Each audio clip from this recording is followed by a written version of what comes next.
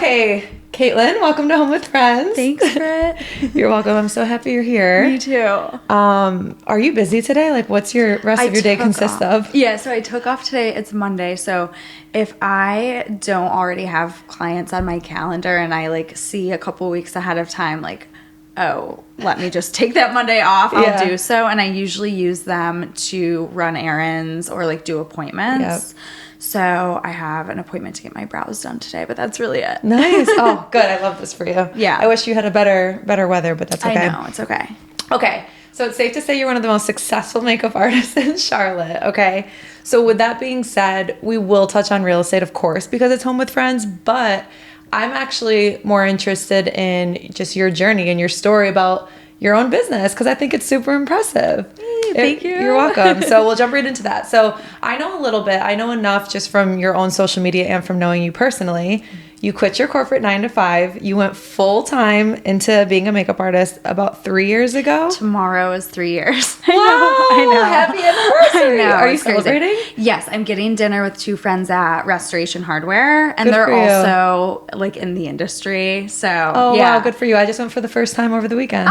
Yeah, did you like it? I did. Yeah. Have you been before? I've been once or twice. I think Marco and I went once just for drinks before we had another reservation somewhere, and then one other time. What did you get to eat? We got the truffle fries. We got the crispy, I think it was a cauliflower, crispy cauliflower. Mm-hmm. No. Artichoke. Crispy artichoke. I love artichoke. Yeah, was it good? It was great. Okay. It was actually good. Yeah, it's a vibe. It's like people go for, it's beautiful. The views. Definitely beautiful. Okay, so anyways, give me your side of the story. So what was the deciding factor on why you left, and just give me the journey. Yeah, so for anyone who's listening, I started doing makeup professionally in 2012. That was the same year I graduated from college. So went to school. I did 4 years undergrad at St. John Fisher in Rochester. Shout out upstate. Yes, and studied business management and marketing. And so I started my job at an accounting firm actually like right out of college. But I knew before graduating from college that I wanted to do something with makeup, but didn't really know like what the options were. So I just kind of started like practicing more and more on friends and family, which is like what I was already doing just for fun. Yeah. People would ask me, like when we were in college, they would ask me to do their makeup every weekend before we would go out. So long story short, I just kind of started building a portfolio. And again, this was 13 years ago. So like Instagram had just come out. Yeah, I was going to ask, like, where was social media at the time? Yeah, so Instagram just came out, honestly, more of like an editing app. So that was when we would edit all of our photos with like the Mayfair filter. Yes. And you would like take a photo of your coffee. Yes. And like that's all Instagram was. So it wasn't my makeup portfolio at all. I literally would take photos of like my mom, my cousin, like my ex-boyfriend at the time, his mom and sisters. Like I would your ex-boyfriend. No. I would like do makeup on anyone I could and then take their photo on a digital camera. And then I put a physical portfolio together, like a book that I made on Shutterfly. And I started like promoting myself really the old school way. Like I went to local hair salons and I was just like, hey, I'm a makeup artist, even though I mean I really wasn't. But you were. Yeah. I was like, I'm a makeup artist in case any of your clients ever need makeup or if they're getting married, whatever. Yeah. And actually like a few of them did recommend me, and that was how I booked some of my very early on weddings. Wow. You booked weddings through that? Yeah. Wow. Yeah. What was your first wedding? Do you remember? Yeah. So my very first wedding was my friend's sister. So she trusted me. And so that kind of like got it under my belt and made me feel like, okay, I can do this. Yeah. But this is actually a good little tidbit. So, you know, the website Thumbtack where like you can hire someone to hang your TV. Yep. Okay. Well, back then I was using it to promote myself as a makeup artist. Yeah. Really? Yes. And so people were booking me through Thumbtack. Oh my God. You know what this reminds me of? And hear me out. So OnlyFans, I know what OnlyFans is known for now, but before it became known for what it is today, it was like people could go on there and promote like their cooking or their recipes, and you could subscribe to almost like channels. Oh my God. You could become a fan of someone so you could promote your makeup artistry or whatever. And then COVID, it changed gears a little bit. But that's funny that Thumbtack was like that because it probably was the same way. And then now it's used more for Yeah, like home improvement type stuff. But I don't know if other makeup art, I don't know what the heck I was doing on Thumbtack. But I would buy credits. So I would buy like 50 credits at a time. And then when someone inquired with you, I haven't thought about this in literally 13 years. Someone would inquire with you and you would use your little coins that you already prepaid for to answer their inquiry. Oh my and God. then I think if they actually booked you, like maybe it was something like that. But yeah, so, and I was dirt cheap. I was charging like, I don't even know what, like hardly any money to do people's makeup. So long story short, living in upstate New York, I kind of started doing more and more weddings. That was really my main focus because I still had my corporate 9-to-5 in marketing. Then, let me think. Then I moved to Charlotte the end of 2019. So about 5 years ago. Again, still had a corporate job. I was working remotely, moved here, had to kind of like start from scratch in terms of makeup because no one knew me. And there's also so many more makeup artists here than there are in upstate New York. So at that point, I think it was just kind of like Instagram. At that point I had an Instagram. Maybe my website, people maybe were finding me based on keyword searches on Google because I was then tagging Charlotte makeup artist. COVID happened. Lucky for me, like makeup wasn't my full-time job at that point, so I wasn't totally shit out of luck. Yeah. Like I still had my corporate job. And then 3 years ago, what happened was I was working for a software company for about 3 years. They were based in London. I had worked my way up there. I was their global marketing director at the time, and I was very stressed all the time. I had just more on my plate than I could handle. I was leading a team of people, which honestly I didn't really love. You didn't like having people under you? Yeah. Yeah, I didn't really. I thought that I would, but I'm very like, I think everyone should be as hardworking as me. Yeah. And that's just not how it is. Yep. Right. So I would get very frustrated when people who, it didn't matter what their title was, if they were like low or high or whatever, I'm just like, come on, you've got to be doing more than like the bare minimum. How many people did you have under you? I only had like 8. That's a lot. Yeah. That's a lot. Yeah. It's not like you're managing 2 people. No. It's a lot of different personalities. A lot of different personalities, all female. I don't think I had a male. Yeah, I think they were all female. That can get tough too. All over the world, so different time zones. And so what was happening was I would wake up in the morning. I was in a pretty good workout routine at that point. So I would like wake up at, 5 or whatever, go work out, and on my way at like the red lights, I'm answering Slack messages because I had team members who lived in London. My God. 5 hours ahead.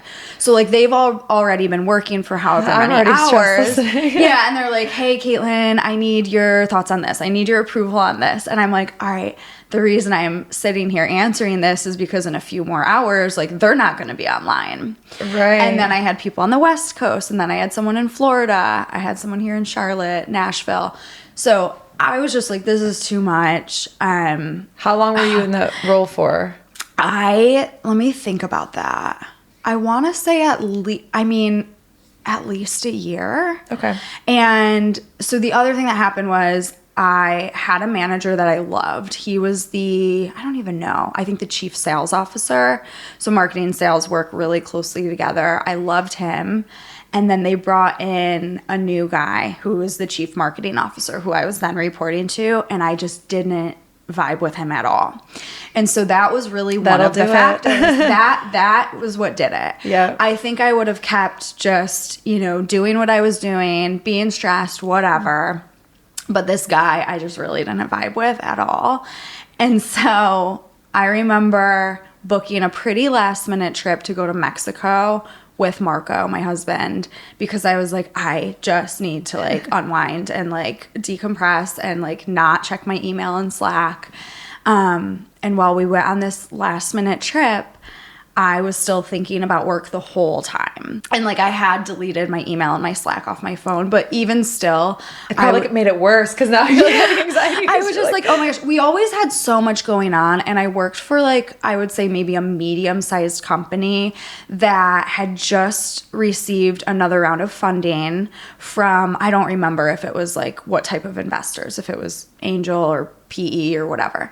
And so when that happens, a lot of times when you go from being a small company to a medium-sized company and someone just gave you millions or billions of dollars or whatever, they expect results pretty quickly. Oh, yeah. And so that comes down on anyone who's in a higher level role within the company, whether you're C-level, director level, whatever. So yeah, that kind of happened. I forget if we had raised Series A, B, C, whatever it was. And the pressure was on. And so between that and then not loving my new manager, I was like, I think I'm just like quitting. That's kind of the perfect storm. It happens for a reason. I know that's obviously such a cliche, but okay. So you're on this trip in Mexico. Yeah. Did you decide on that trip? I decided in my head. I don't think I said it to Marco. I decided in my head, okay, I'm going to quit. So then, and that was like April 15th, I think. So then, come back, I put if I had thought about it too much, I wouldn't have done it. I think I just didn't really think about it. Are you someone when you make your mind up, like that's it? Yes, I'm very decisive. Yeah. I am extremely decisive. I'm pretty type A. I'm an Aries. I am like all the things. So yeah. I put a meeting on my boss's calendar for the following morning. It just said like David Caitlyn one-on-one. Yeah. Oh, he knew. Mm-hmm. He knew. And I was just like, I'm burnt out. Like I'm not, whatever. Yeah. He thought I just needed like a little vacation. And I was like, no, I just got back from a vacation. I'm actually just quitting. And so he was shocked. And now, I was kind of in charge of a lot of stuff at that point, so I think he was scrambling like, what are we going to do, blah, blah, blah, whatever. And the crazy thing was everyone at the company, and I was close with a lot of people. I had really great colleagues. They were all like, so where are you going? Like, which company are you going to? And in the software industry, depending on which like specific part of that you're in, a lot of the companies like we know each other, we're partnered with each other, whether that's Salesforce or whatever. Yeah. And so I think a lot of my colleagues were like, oh, like which of our partner companies are you going to work for? And I was like, none of them. I'm just like quitting. I have no other job lined up. Some of my colleagues knew I did makeup on the side, but I was like, that wasn't even what I thought I would do per se. I never believed in myself. You just knew you didn't want that job and you were just going to figure it out. Exactly. Yep. That was it. I was like, no, I'm not. And I had a couple of contacts reach out to me once they heard or maybe saw on LinkedIn that I was like no longer with the one that I left. And I had a couple offers. Not that I went through like rounds of interviews, but just when they were like, yeah, we would be able to pay you X. And also at the time, this was 2022, the software industry was like really booming at this point. Yeah. It's not anymore. It's gone through like everyone's been laid off. But I know you've talked about maybe 2021 for your industry being booming. Yeah. That's kind of how it was with the software industry too. Yeah. So I had some of these things and Marco was like, you should do that. And I was like, I'm not. Like there's really not a number because I know that it's just going to be the same situation with these like roles. Yeah. So I was like, I guess I'll just see what happens if I only do makeup. Because prior to this, I could really only do stuff on the weekend. Yep. Monday through Friday, I had my corporate job. Mainly weddings in terms of makeup. So yeah, as soon as I quit, which was May 14th. Today's the 13th, I think. Today's the 12th. Oh, today's the 12th. Okay. So yeah, so I quit May 13th. That was my last day. And I actually remember my old boss, the one that I liked. He was like, "So, what are you gonna do? Like once you're out of here?" And I do feel like a lot of people were a little bit jealous because like they all hated the company too. And they don't have they're all gone now, by the way. Like everyone's gone. Yeah, but they don't have the courage to quit. That's scary. Yeah, I actually had I think 2 colleagues reach out to me like 6 months to a year later, telling me that I inspired them and like they did the same thing. But anyways, I told my boss, I was like, I am going to do cartwheels on my front lawn. Like that's how like that's how much of a weight I think is going to be lifted off my shoulder. And I think I did send him a video of me like doing cartwheels on my front lawn that day. That's funny. So I basically was like, all right, I'm gonna just take a closer look at how I can really elevate my business, my Makeup by Caitlyn Michelle. I sat down, I think I updated my website, I updated all of my guides that I send to people when they inquire with me for weddings specifically, made sure my branding was very much on point, and being a marketing person, like that's in my wheelhouse. That's good, that's good. I didn't realize you had that background. So obviously you had some coworkers or friends or whatever that we just said were like jealous, wish they could just go and quit their job, but was there anyone discouraging you? Yes. I remember this one bitch. No, I'm just kidding. I can cut her name. Yeah, no, I remember, again, they were all asking like, which company are you going to? And I was like, none, I'm just done, whatever. And then I think I said to her, I was like, I don't know if you know this, because not everyone knew this about me. I was like, but I actually do have, a makeup business, but it's always just been my side hustle for the last decade. I was like, I can probably lean more into that and just see how far that gets me in terms of, revenue and whatnot. But yeah, she was totally like to your face? Yeah, over a Zoom call. But yeah. And I was just like, watch. Yeah. Did it motivate you? Yeah, a little bit. Yeah. Good. Mm-hmm. Good. And I still sometimes think about her. I'm like, Did she follow you? I don't think so. Doesn't matter. She still looks at your stuff. No, but there was really no one. I think my dad was probably a little bit nervous because I remember telling him that I was going to quit and blah, blah, blah. And he was sending me different ideas of like other things I could do to make money. And I was like, no, I think I'm going to be fine if I just like go all in on the makeup world. So it sounds like you believed in yourself a little bit. Yes, I did, because I know I'm a really hard worker, and I know that anything I do, I usually do it with like 110%, 200%. But I was nervous about money because I was so used to, for 10 years, having a full-time salary, plus bonuses, plus my side hustle of makeup.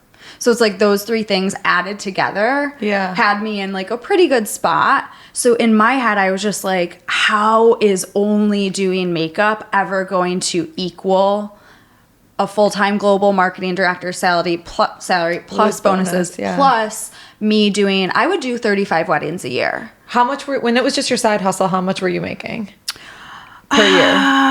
Oh my God, I need to think about that. If I was doing like 35 weddings a year, which is a lot, by the way. I just put that together. Let's just say I think I was probably doing, I could be wrong, but maybe between like 40 and 50 grand. Oh my God, that's a lot. Like as my side hustle. Oh, that's great. That's like a full-time job. So that's why I'm saying like, all right, how am I going to like basically equal these three things? Like full-time salary plus bonuses that would come either quarterly or twice a year, I forget, plus the side hustle. So that was, it wasn't that I didn't believe in myself, but I'm doing the math, like how am I actually, like how many people am I going to need to do makeup on to like equate this? Did you ever look at your money and say, okay, I can get by 6 months, I need 6 months and then I need this to take off. Do you know what I'm asking? Yes. Like, did you give yourself a timeline? I did. Yep. And I remember before I quit my corporate job on May 13th or whatever, I made a Word document or like a Google Doc, and the title of it said, if I need to go back into marketing or if I need to go back into corporate. And it was a list of like all my favorite contacts. So like my old boss who I liked, this other guy who Smart. Yeah, whatever. And like their name, their title, who they worked for, their email, as well as other companies that I had like a really close relationship with. And so I kind of had that in the back of my mind, like, all right, well, I know I can get another job in marketing in 3 to 6 to 9 to 12 months from now if I need to. And I don't remember if I told myself like it's a 6-month time frame that I'm kind of giving to see if this takes off. But I quit in May, and I would say by July I was like, I'm set. Wow. So it was fast. Okay, so that's a good transition because I want to talk about Marco for a second. Yeah. That's your husband. How long have y'all been together? So we started dating I mean, we're not a couple that it was like, ooh, we started dating this date. Yeah. We have been friends since we were in between middle school and high school. Is it true he was your high school crush? We had like a little fling, but I mean, we dated other people. Yeah, I would say maybe in like 8th grade, 9th grade, something like that. Young love. Yeah, and then we had a little fling like our junior year of high school, and then we also went to college together. And yeah, we would, we had maybe little touch points, but we never seriously dated. Again, we dated other people. So basically what happened was, it was 2018. I was working this was prior to me getting into the software company. I was working for a manufacturing company doing marketing, but I've had some crazy like work experiences. I had this insane boss. He was cheating on his wife with a stripper. Like, just crazy stuff was happening. And again, I was like, I'm not doing this. Like, I'm just not doing this. I think he had a drug problem. He was doing all sorts of things. And I was just like, I'm uncomfortable. Like, I don't want to work here How'd anymore. you find out about the stripper? Oh my gosh, because his ex-wife worked out at the same gym or like club that I was going to. This was back in Rochester, New York. Yeah. And she didn't know that I was working for this company. And so she's telling me stories about how, the security, they lived in a very like gated community in Rochester and like a big mansion, whatever. And the security guard had footage of like the stripper coming in and out because the now ex-wife like gave the security guard money or something. So like I'm hearing all these stories, not putting two and two together, that like this is your boss. Yes. Oh yes, my because God. I don't know if maybe they had different last names or something. This was some random woman at the gym. She's not like a good friend. She was also like 60. Right. Yeah. So like she was just someone who was like in my workout She's like classes. venting to you and you're just letting her so then talk. I'm like, wait, Ramona, I work for like whatever it's called, Calgary or whatever it was. And she was like, wait, I don't even remember my old boss's name. I couldn't even tell you because I like blocked it out of my memory. Whatever. So anyways, as I'm sitting at this job, like in an office, I'm going on LinkedIn and I'm like, who else can I like get connected with to get a job somewhere else? And I went to college with someone who's a recruiter here in Charlotte. Mm-hmm. This guy, Connor. I reach out to Connor. I'm like, hey, I would be willing to move to Charlotte. Do you have any marketing jobs that are open right now? Yeah. He's like, hey, I really only staff for like IT roles. If I ever come across a marketing one, I'll definitely let you know. Literally 3 hours later, I just came across a marketing job with Bank of America. 3 hours later. Yeah. It's so like the SpongeBob meme. Yeah. And so basically it was like, I don't know, a manager role for like doing their website stuff, whatever. So I apply. I do several interviews over the phone. I do like a video interview, and then I get the job, which I wasn't expecting.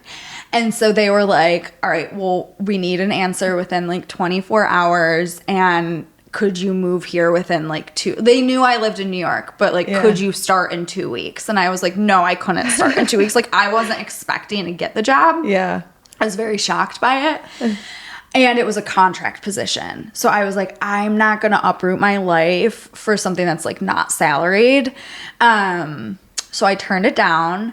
But it like got this bug in me, like, oh, why don't I move to Charlotte, but like when I'm ready, not in 2 weeks from now. Yeah. So that kind of planted this seed. So I was like, let me go to Charlotte, visit. I had been here 2 other times to visit my friend Leah, who lives here. And let me go down and see if I can really picture myself living there. So I was supposed to come visit my friend Leah. She had just had a baby.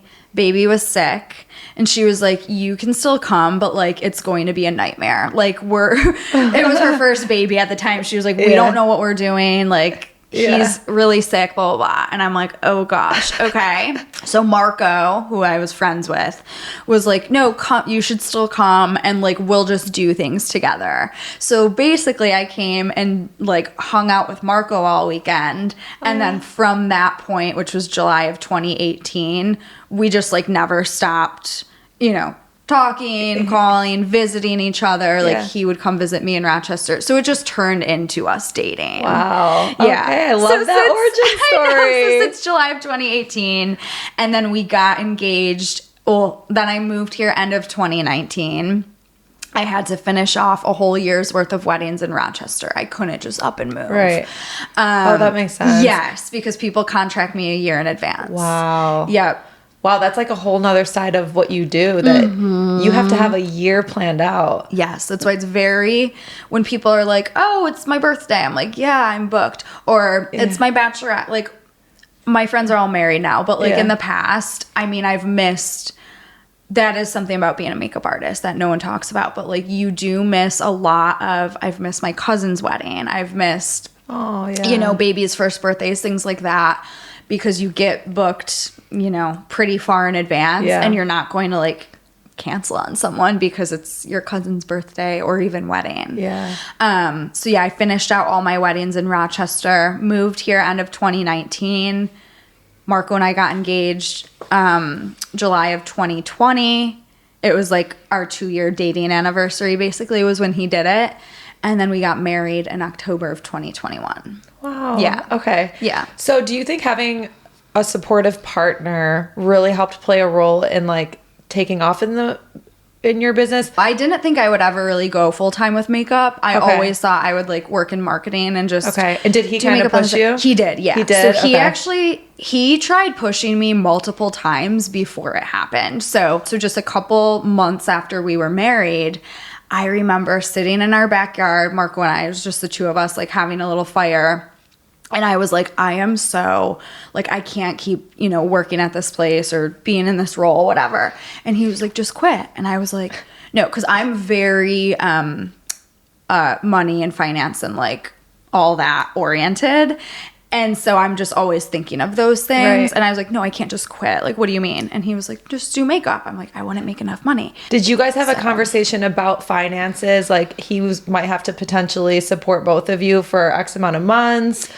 I don't think so, because I've been really good about saving my whole life. So like, I don't think there was ever he would have, but I think I just knew like, okay, I've got like money saved if I need to tap into that. So you still had your own separate accounts at that point in time? Yeah. And we still actually do. Like, we have joint accounts and we have separate accounts, because I've been working really hard since I was like a teenager and have been doing things a certain way for a long time. Then once Marco and I started dating, I kind of like taught him some things, because he was doing things a little bit like maybe not the best way. And he would say that too. He'll tell anyone like, because neither of us came from families that know anything about financing, budgeting, saving, investing, retirement accounts, nothing. So like, I learned from my very first job out of college, was at an accounting firm, as I said, and my uncle was the managing partner. Mm-hmm. So he's a CFO now. He's who I ask about stocks and all of that stuff. So he taught me all about money, and then I taught Marco. Okay, great. Yeah, but so no, there was never a time where I was like, if I need to have Marco support me, I knew I would make it happen, but I also knew I had a hefty savings account if I needed to touch it. Good for you. Mm-hmm. Okay, so then when did things start to take... Well, you said it only took 2 months for things to really start to take off for you. So what was the first time you felt like you made it? Like that first feeling of, wow, I made it. Oh my gosh. Okay. I want to say it was August of 2022. So maybe like the third month of being full time with Makeup by Caitlyn Michelle. I think I was just doing my, monthly revenue, expenses, like bookkeeping, all of that stuff. And I was like, oh shit. Like, okay. Like I'm okay. And I think maybe that month I had been booked for like a couple big photo shoots. At the time I was working out with West Kept Secret, I think they did a big photo shoot that month where I did makeup on like 10 people. So I had like a bunch of projects going on that that maybe made it a good month or a good few months or whatever. And I was like, okay, this is fine. I'm trying to think if there was like a moment. What content? Do you remember a certain post or video or something that earned you the most followers where like all of a sudden, or was it a slow? Yeah, it's slow. There hasn't been like a particular thing. It's been slow consistency. And I think that's what I assumed, but I always wonder, like, did one thing go viral that got you 5,000 followers overnight? That's a great question. No, that's never actually happened for me with any of my posts. It's always just, I show up really consistently and it's a slow, gradual thing. Yeah. I feel like you're the perfect example of consistency. Truly. Thank you. You're welcome.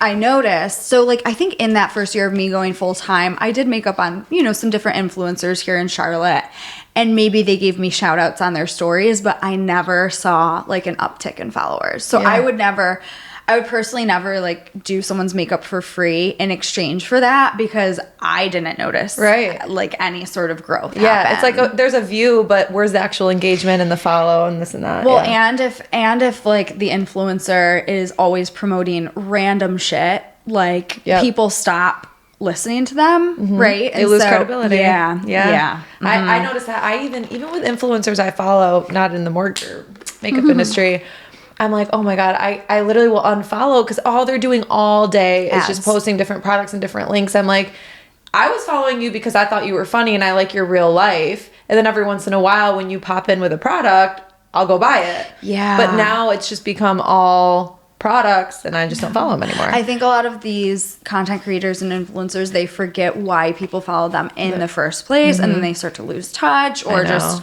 it's all about making money. Whereas like, so I really don't make money from any of my posts. I've had a couple brand deals here and there with like skincare brands and maybe one or two makeup brands over the last year or so. But yeah, I think when you're starting to just always do, promoted stuff, your audience starts to lose interest. I'm audience. Yeah.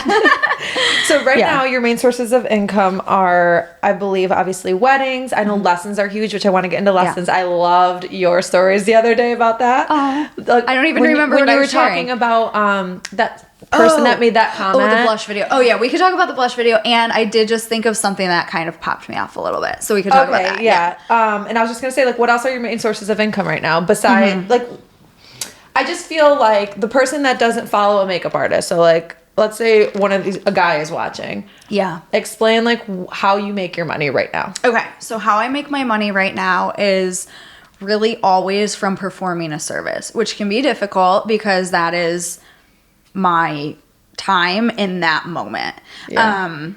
It is also a little bit challenging to be a makeup artist, let's say, compared to an esthetician. I know you're having Anna on if you haven't already. Or a hairstylist that cuts and colors hair during the week, because you always need new clients. So you're getting facials once a month. I'm not doing your makeup once a month. Right. You're getting your makeup done once for like a random occasion. Right. So that's something people Never don't thought think about about that. or realize. And that's why I'm always hustling, grinding, posting, sharing, content creation, all of that, because I always need a new client. Yep. So I don't think a lot of people think about that. Never. I would have never thought about that. Yeah. And so people get married once. People only have one 30th or 40th birthday. They only have their baby once in the shower, whatever. So it's not like people are getting their makeup done all the time. I wish we could get our makeup done all the time. So I always need new clients, and therefore it's a lot more of like a grind. But anyways, back to your question of how I make my money. So during the week or on the weekends, I call it lifestyle makeup. So that would be you hiring me to do your makeup for either you're getting your photos taken, maybe you're doing new headshots for your LinkedIn profile photo or branding photos, or maybe you're pregnant, you're doing maternity photos, family photos, things like that. Any type of photo shoot. People hire me to do their makeup for any type of event, whether it's like a black tie gala or a birthday. A bachelorette party, whatever. Then wedding makeup, of course, that's like a big one. That's kind of always been one of my bread and butter type services. It's also typically when you make the most amount of money as a makeup artist in a day, because you're usually doing makeup on like multiple people, whereas on a Tuesday I might just have like one client or something. Right. That makes sense. And then I do makeup lessons, which is a really big service of mine, and I do those quite a bit. I think sometimes people are shocked to hear, like, I will have 4 lessons in a day on a Tuesday or on a Wednesday or whatever. And that's really just me teaching whomever how to do their makeup. And every single lesson is different in terms of what they're looking for. So I might have, you know, a regular woman who is an engineer just say, I don't know what I'm doing. I've never learned. I didn't have a mom or a sister or a friend teach me. I want to look better at work every day. Or I might have a bride who's getting married in Italy and she's doing her own wedding makeup. So like every lesson is so different. And they are with me for 2 hours. We do the whole thing together. We're sitting down at a desk. I have my client bring their own makeup so I can assess what they have that will work well and what won't work well. We set aside. I have essentially a mini Sephora in my home studio. And so I have pretty much any product you could think of to pull from and say, all right, you're only wanting clean beauty. Okay, great. Let's look at this, say, cream bronzer. We're testing out your exact shade. After the lesson, I work on a full follow-up guide that details out like what we did, which brush to use with which step, how to blend it, how to apply it, how to set it. And during the lesson, I do half the face and you do half the face. So you're like doing it. Yeah. Wow, fun. And so I correct when I see you're holding the brush too tightly or, you know, whatever. So yeah, my lessons are huge. I do them virtually as well. I had a client who lives in Budapest do a lesson with me last week. How'd they find you? Either Instagram or TikTok. Wow. Wait, so how are they? You're just watching them do their own? So for the virtual, I do my makeup with you. So we're on Google Meet, and a lot of times prior to the lesson, they might send me their current makeup lineup, and I'll say like, oh, I don't see a concealer. Do you not do concealer? And they'll say no. And I'm like, okay, don't worry about it. During the lesson, I'm going to like figure out which one would be best for you. I also have them send me selfies facing natural light so I can see their true skin tone versus just the computer camera.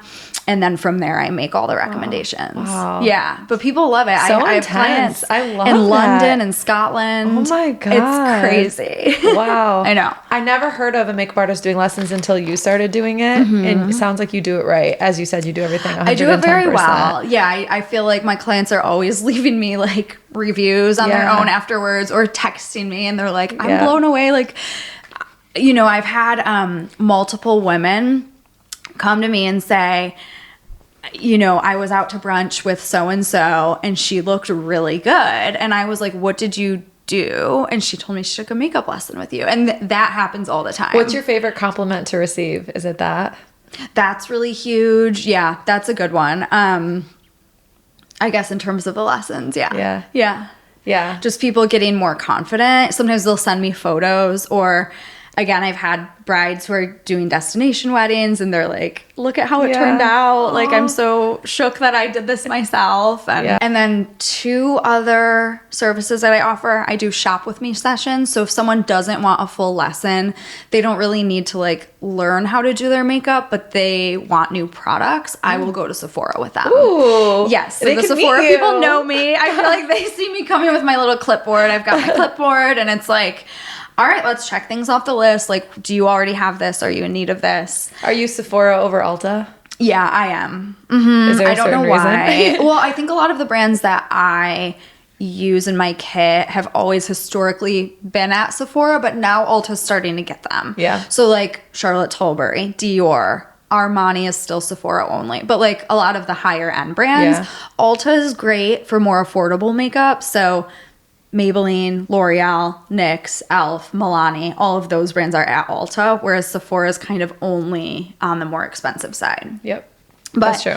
In my kit, I only do higher end brands, but when people take lessons with me, if they're looking to stay within a certain budget, then we're going to do those budget-friendly items.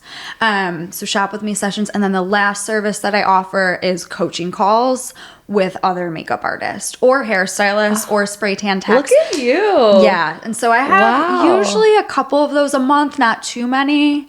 But what made you, how did you think to even start offering these services? Yeah, because people are always in my DMs asking me questions and for you're free. like, I can't do this free advice. And so I've done that for years, and I still do. But sometimes when it gets a little bit like, okay, you're kind of using and abusing me, I'm like, hey, you can book a call with me. Right. Yeah, so that's really where it came from. Smart. And so smart. So smart. Yes. So and I've even had random people who are not in the beauty industry at all, like let's just say a chiropractor or a real estate agent, and they're like, I see what you're doing on social media, like, do you have tips? I'm like, yeah, you can book a call with me. Yeah. So that's where it came from, was me wanting to like stop giving free advice over Instagram DMs. Wow. Mm-hmm. I love that for you. That's so 1 hour call. It could be virtual or here in Charlotte if you're local. What are your long-term goals, and do you have a dream client? Long-term goals and dream client. Also, wait, I forgot about one revenue stream, affiliate links. Okay. Yeah. So like, for example, the Sephora sale just happened. So I put together a bunch of guides on all my top recommendations per category. So like, whatever, all my favorite bronzers. And I try not to make it overwhelming. Yeah. So that you're choosing from 10. It's like, here's my 3 favorite bronzers. Yep. And if people click on my link, they have to purchase within 24 hours. I didn't realize that until the Sephora sale just ended. And my friend dropped over $1,000. And she was like, I hope you made at least like 100 on it. Because usually it's about 10%. Yeah. And I was like, no, I didn't see anything come through. And then we did some research and realized that unless someone clicks on your link and checks out within 24 hours, you don't get the credit. Yep. And so she sat on it for a few days and then checked out. Amazon's like kind of like that too. Oh, I got a package. But I will say I don't do a lot of that. Okay. What was your biggest month ever as a makeup artist with all different streams of revenue? Oh, this January, because I hosted my masterclass. I forgot about that. Yeah. And how much did you make? Close to 40 grand. So that was good for me. I love that for you. Good for you. You deserve that. So with the masterclass too, though, everyone sees it. Oh, you know, you must be making great money. You're doing so great, but they don't see the cost that goes into it. Well, that's the thing. That's different. That's the thing. And that's like with this lady. Revenue is different. With this lady that just made this comment, to give a little bit of context there, she made a comment about you don't need that much makeup. Yeah. And it's just like, but you do need that much makeup because you need to go to these lessons and you need to be able to have whatever the specific person needs. Yeah, there's a huge difference between a makeup artist who does versus doesn't do makeup lessons. So if I don't do lessons, I don't actually need that much makeup. You still need a lot, but you can mix things, you can create your own concoctions and just like come up with the best foundation shade. Whereas for a lesson, like someone, I'm not going to say, oh, mix these 3 Armani foundations together. Like, no, I need to know one. Yeah. So yeah, I have a lot more makeup than I think most makeup artists because of that reason. So if you don't do lessons, you don't need all that stuff. But I've also received a lot of it for free over the last year. I would say I started to get some PR. But yeah, monthly, I mean, I do spend at least a couple grand on products a month. And that includes like disposables, so sponges, applicators, cotton rounds, Q-tips, like all the things. So what else made you pop off recently?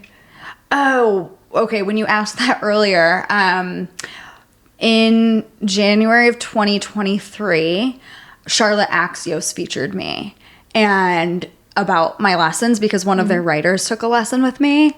And that article, I was blown away. I think it dropped on like a Friday morning and I didn't even know that she was going to publish it so quickly. And like all these people were messaging me like, oh my gosh, you were like the first article in the Axios newsletter this morning. I'm not even subscribed to that newsletter, so I didn't know. And all of a sudden, my inbox was flooded with inquiries for my lessons. And at that time, I didn't have like a standard operating procedure set up so that like when someone inquires with me, I send them a link to my calendar. I was like manually telling people like, oh, I could do May 14th at 1 p.m. And then I would tell that to 4 people, and one of them would book it. And then the other one would be like, okay, let's do it. And I'm like, oh, fuck, sorry. Like, that's now booked. So anyways, now I have like an actual automated system and everything. But that pops me off. And then I would say this last September, I did makeup for Hannah Berner and Paige DeSorbo. Yes. I went on tour with them for 3 days. Are they just as funny in real life as they are on the internet? Yeah, they're great. Who's funnier?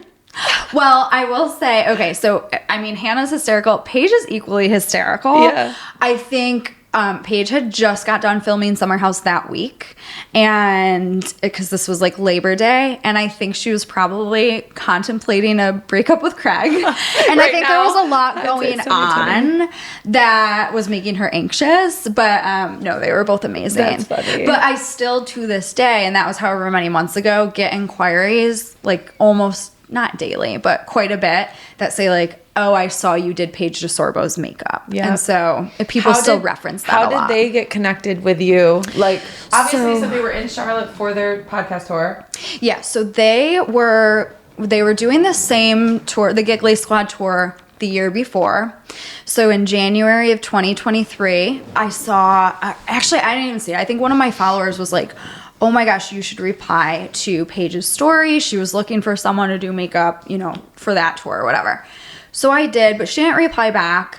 But then I think like over 100 of my followers, if not more, also mentioned my name. Wow. See, that's what building a brand is, though. Yes. Because it's like, even though you need to get new clients all the time, when you do great on one client and they love you, they're going to go put your name out there. Well, because then I did get booked, which I'll talk about in a second. And so many people were like, oh yeah, because I sent her your name. And I'm like, no, you and like actually 300 others. Exactly. But thank you. Thank you for contributing. But yes, no, I honestly think what really did it was another makeup artist that I'm like internet friends with who lives in Boston has done their makeup before, and she referred me. And I think that was really like what got the in. Because like Paige already knew who she is. And so if the referral was coming from her, obviously it's trustworthy. That's so exciting. So Paige is like, hey, can you do our makeup this date, this time, this hotel? And I'm like, yeah, absolutely excited. Like, would love to, blah, blah. Yeah. Was super pumped about it. And then my dad got sick. And so I couldn't do it. He had a ruptured brain aneurysm and strokes. And that also happened the morning after the Axios article dropped. So I had like 300 makeup lesson inquiries in my inbox that I was like trying to figure out how to reply to them. And like that was my biggest worry Friday night was like, oh my gosh, I have all these like makeup lesson inquiries.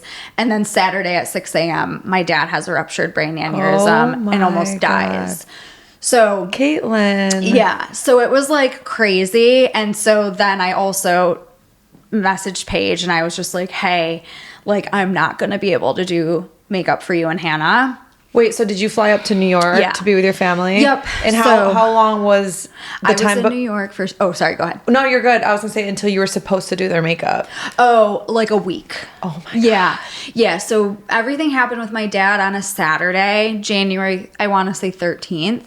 And then I think the Giggly Squad Charlotte show was like the following Friday or Saturday, maybe like the 21st or something like that. Wow. So as soon as I got to Albany, which was where my dad was flown to, I knew it wasn't good. And I knew, you know, if he were to survive, which he did, but like at first it wasn't looking that way, that we would probably be there for a little bit. I was actually there for 6 weeks. And so I had canceled like a lot of appointments. Yeah.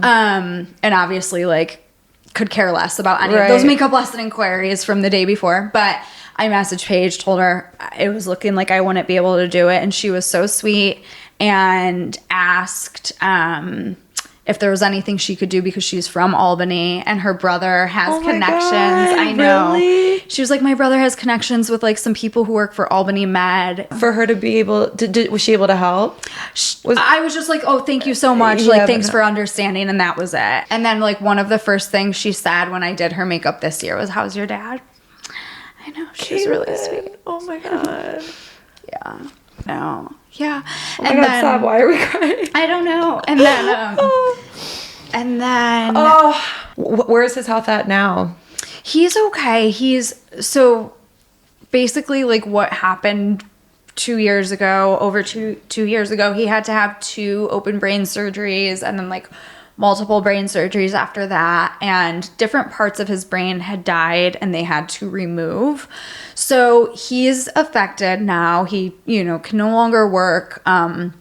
He is disabled, and he's better than he was 2 years ago. And that's usually what I tell people, because like I try to be positive about it, but he's not the same as he used to be. Yeah. And so that's really hard, because I'm really close with my dad, and it's hard to see him just like different now. Yeah. Like he's dizzy all the time. He said it just feels like he has a hangover 24/7. So he's able though to understand like what you're doing. He's able to see you be successful. So, okay, good. So I'm gonna see him. So I'm sure he's so proud of you. He is, but he always tells me like stop working so hard. He says life goes by really fast, and to just enjoy it and stop working so hard. He tells me that all the time. So I need to listen to him, but I'm going to visit him in New York next week. Yeah, next week. His birthday is May 24th. So I told myself I'll always spend his birthday with him now. Like whenever I get wedding inquiries for that time of year, I just tell people no. Good. Oh my goodness. I really can't 2023 imagine. was horrible, honestly. That is so horrible. And did it just come out of nowhere? Yeah, it was totally unexpected. You know, brain aneurysms, I didn't really know much about them. Yeah. At the time until this happened, but you know, they could come out of nowhere. You could be young, you could be old, you could be male, female, whatever. But there are certain factors that can contribute, including stress. I think my dad was pretty stressed out. With work? Do you think that's why he tells you not to work? And one of my brothers had recently gotten into trouble. He actually got into trouble like the month before, like 2 weeks before the ruptured brain aneurysm, my brother got arrested. And so I think that had, you know, probably for sure stressed my dad out. Yeah. Plus work, plus he wasn't the healthiest. He had kind of ebbed and flowed with like eating clean, and then I think he had gained some weight. Also smoking can contribute. And not that my dad like smokes cigarettes, but he'd puff on cigars here and there. Yeah, it's just hard because there's so many different factors that can go into play, but then you always hear the stories. You have the healthiest person in the world, and it happens to them. So it's like you just don't know, and that's why you have to not take people for granted. Yeah. You know, because really anything can happen at any time. Exactly. Yeah, so it totally came out of nowhere. But I forget what else you were saying or asking. Well, I mean, I was asking like what your long-term goals are, and like if you had a dream client. Oh yeah, that's right. And then I don't know where we went. We went somewhere. We were talking about. I think you were saying also like, has there been anything that helped pop me off? And I said the Axios thing, and then Paige and Hannah. Okay, dream client. Olivia Colpo. I need to do Olivia. I'm like, why can't I do Olivia? Not that she lives here anymore, but I'm like, we do have some mutual friends, so I need to make that happen. But the thing is, I feel like Olivia's really good at doing her own makeup, and I don't feel that she's really in Charlotte like doing photo shoots. Right. You know what I mean? She's probably like in LA or New York doing those things. Maybe you could just do it for fun. I know. I like really need to make that happen. Okay, so we're gonna manifest that. I feel like that's gonna happen this year. Yeah, I want that to happen. That is so realistic. Yeah. Like that's I'm surprised you don't even have her on the docket. I know. She would be my dream client for sure. Okay, great answer. Yeah. Great answer. Okay, let's transition into real estate. Okay. We'll wrap up a little bit. So where in Charlotte do you live? How long have you lived there? And what was your home buying experience like? Because I believe you built your own home. Yep. Okay. Yep. So first time home buyer, buyers, Marco and I, but Matthews. So we're in Matthews, less than 20 minutes from here. So we're still pretty close to everything. I feel like sometimes when people hear Matthews, they think it's very far away, but we're like right off of Independence. So we went under contract in 2020 for a new build, and we moved in 2021. So we've been in the house for, I guess, 4 years now, which is crazy. I feel like we just moved in. Our experience was that we were living in an apartment in Plaza Midwood. We knew we wanted to buy a house. We started looking, but we didn't realize, like, the price of homes in Plaza Midwood, for example. Like, we thought we would just stay in Plaza Midwood, but you don't get that much square footage for a certain price. So we were like, there's these new builds going up in Matthews, about 3,000 square feet, 5 bedrooms, backyard, front yard, pretty private, remote. Like, we're on a dead end. We're the last house on a dead end. We have like a forest, and so we decided to go that route. And I would say, I mean, the buying process was super easy. Good. The building process was a headache, but that everyone will tell you that. Yeah, exactly. Everyone tells you that. How delayed was it? Like, did they tell you 8 months and it was? Oh, yeah. I think it was supposed to be not that far off. I think it was supposed to be September. We moved in January, so that wasn't bad. There were just other things that were like, oh my God. Like, we would never use that builder again, but yeah. Do you remember the purchase price? Oh, yeah. So it was $395. Okay. And again, it's like about 3,000 square feet, 5 bedrooms, and we have like a 2.75 interest rate. Whew, that's amazing. It would currently sell for $850. $850? Mm-hmm. $850 for real? Yeah. Wow, that's amazing. I mean, based on, because like our neighbors, we've had 2 neighbors sell for 7 something with no upgrades, and we've upgraded the whole thing. We've put in a $30,000 back porch, a $10,000 fence, like lots of things. All of our like finishes and lights, I switched everything out. So I think that's about what it would sell for. Good for you guys. Would you ever consider renting if you were to move, or would you sell? We would. Yeah. Yeah. Mm-hmm. For sure. Okay, how do you and Marco split household expenses? Pretty evenly. Yeah, like mortgage, bills, everything is really 50-50. Yeah. Does it come out of the shared account? Mm-hmm. So it's, that makes it easy. Yeah. Would you ever move out of Charlotte to a different state? And if so, where would you move and why? I mean, we're really happy in Charlotte. I feel like we won't, but if there was like some crazy opportunity, like I wouldn't turn it down, but we're pretty content in Charlotte. Great. Okay. Yeah. And what advice do you have for someone thinking about quitting their corporate job and starting their own business?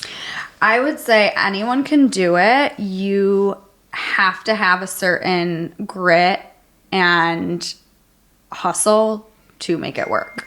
Yeah. How much negative feedback do you get? Like, I would hope you don't get too many negative comments, but how often are you seeing those comments come through? Like on social media? Yeah, on social media. Oh, here and there. Really? Yeah. Does it bother you? Yeah, I get bothered pretty easily, and Marco's like, why? Literally, like, just ignore these trolls, and I'm like, yeah, but I can't. Yeah, so I would be get bothered pretty easily. I would be like you. I feel like that would be the hard part of creating content is you can have 100 good comments and then you have 1 bad comment. Yes, the same thing happened when I hosted my masterclass. Like, overall, the feedback was really, really positive, and I was like super happy about that. And then there was one, because I sent out an anonymous feedback survey after my event. Basically, for anyone listening, it was me teaching my signature makeup style to an audience of over 100 people. So no one was doing their makeup. It was just me teaching all of my secrets, basically. So it was well received, but there was one negative review, and like I let that bother me for sure. How do you deal with that? How do you get over it? Just time? Yeah, it's just like, okay, this person, none of what she said was really accurate. So I was like, she's just a miserable person. Yeah. Yeah. Like, yeah. So fair enough. Yeah. Okay. So usually I wrap with a fun question. It's going to be a little bit different for you. Okay. Okay. So what we're going to do, you can stay right there. Okay. I'm going to show you. Oh my gosh. Oh my gosh. Let me get back on the microphone. Okay. So for those not watching and just listening, I'm going to show you the makeup products that I use for my everyday makeup. Okay. And I want you to tell me your least favorite product and what I should replace it with. Okay. You need to give me the most honest review of like, I will. Brittany, that's disgusting. Why are you using that? Okay, so these are the products I use. Hopefully, I already see a couple good ones. Okay. Yeah. So, do you want to say what they are? Keep. Yep. Laura Mercier Translucent Loose Setting Powder. Keep. Charlotte Tilbury Airbrush Flawless Setting Powder. Keep. Makeup by Mario. You have 3. Makeup by Mario. Surreal Skin Loose Powder. So I bought this because of you. You did? Posted it, yep. Okay. Which I do like it, but I liked this one a little bit better. That one's more mattifying. Yes. Which I need because I'm super oily. Yes, the Makeup by Mario is better for drier skin. Yes. Laura Mercier for oily skin. That makes sense. Yes. So once this is gone, I'll continue with this. Yeah. And then, I don't know. Okay. Yeah. Okay. Oh. Parkway Princess. Let's see what it looks like. Yeah. Okay, you can keep it, but yeah, it's the Tarte bronzer. It's just like an oldie but goodie. Yeah. Okay, oldie but goodie. Okay, Armani Luminous Silk Foundation. That's one of my favorites. Okay. Yeah. Charlotte Tilbury Hollywood Flawless Filter. That is another one of my favorites for a good glow. Ooh, we're doing great. I'm so proud of myself. I know. Oh, another good one. Urban Decay Face Bond Foundation. That's really good. Okay, I like that. Okay, Rare Beauty blush in the shade Happy. Am I right? Yeah. Yeah. Wow, just from looking at I'm it. really good. Yeah. That's expert right there. And then One Size eyeliner. Yep. It's liquid eyeliner. Did you say you hate liquid eyeliner? I just don't use it on clients, but like if you're doing it on yourself, that's fine. Okay. Yeah. Honest. I'm more into pencil. Okay. Yeah. And then this is just my little For a eyebrow natural pencil, look. Sephora brand. That's a great, pretty affordable eyebrow pencil. Yeah, because I was using Anastasia, and it's like the exact It's very same thing, expensive. and it's double the cost. Yeah, that one or NYX is another good one. Okay, and then my I used that once. I don't remember Perversion Urban Decay mascara. Yeah, and that's it. Okay, everything is fine to keep. Are you sure? Yes. Yes. Okay, if you had to pick your least favorite product out of all of them, what would they be? What would it be? Oh my gosh, that's really tough. I guess maybe the Tarte bronzer, just because it's been forever since I've used it, whereas like all the other ones I currently use, other than the mascara. But so then, what bronzer would I replace this with? Okay, so I will say, I feel like the market needs a really good bronzer right now, and I have heard that Dior recently launched really good ones, so I'm gonna have to try that out in my makeup kit right now, and on myself. For higher end, I love the Armani bronzer. It comes in a giant circle, so like it'll last you a really long time. It has just like a touch of luminosity to it, which I think the Tarte bronzer has as well, versus being totally matte. Yep. For a totally matte powder bronzer, I like Makeup by Mario, his powder one. And then for drugstore, I love Physicians Formula Butter Bronzer. I have that one on today. So yeah, those are the 3, I guess. Lower price point would be Physicians Formula, Mario would be in the middle, and then Armani is higher end. Wow. Thank you so much. Thank you.